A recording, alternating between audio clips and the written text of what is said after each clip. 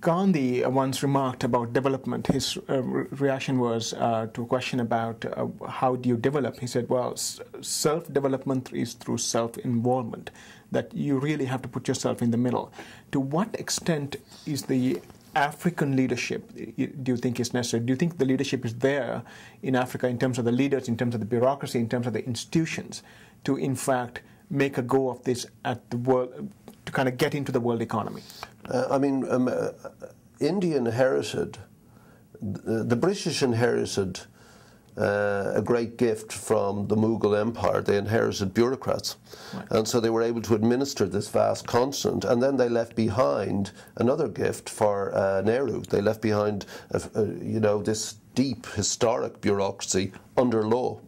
And so the great triumph of the 20th century, which sort of goes unremarked, is democracy in India. 1 billion people queuing up to put their X. It's extraordinary. It's a great triumph. And were I a betting man, somebody asked me to bet on the Chinese economy or the Indian economy, dude, I'd go India, because it's flexible. It can bend all these different ethnicities competing, etc.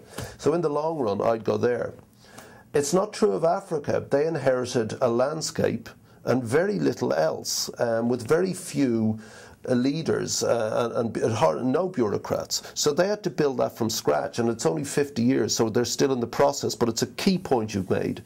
And states can only cohere when they have the managerial ability to be coherent. Right. And for that you need an economy, and you need trained civil servants, and you need the rule of law.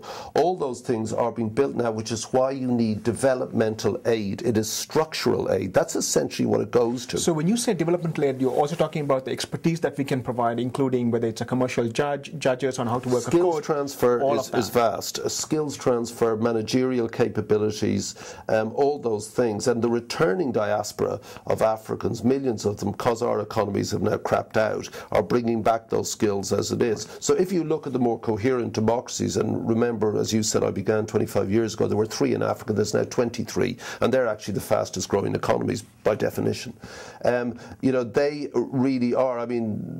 Tony Blair has got this African governance initiative, which goes to countries who invite his team of experts to go down and say, look, this is how governments are run. Never mind your policy, actually running the thing, operating a minister's diary, like things like that, where you parcel out your time and find, what is prioritizing things like that are not something that just happens. Right. You must learn them. And I remember Meles Zenawi, who's the Prime Minister in Ethiopia, and has been for the last million years apparently. But anyway, I sort of knew him when he was fighting his war in the bush, and his model was Albanian Marxism. Do me a favour, Anyway, he's a very funny guy, which you would have to be if Enver Hoxha was your model. But he's also extremely clever. When his rebel group came to power, having fought a brilliant war against the Stalinist Marxists, the first thing he did was make his cabinet sit the Open University degree course in governance.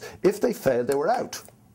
And as it turned out, Meles Zenawi personally got the highest score ever in the Open University. So, he genuinely understood running a country ain't easy. Now, if you're a politician in Canada, you go into the entire apparatus is there for you. The civil service goes on and on managing the operation of government. You just do policy, we'll implement it. Yeah.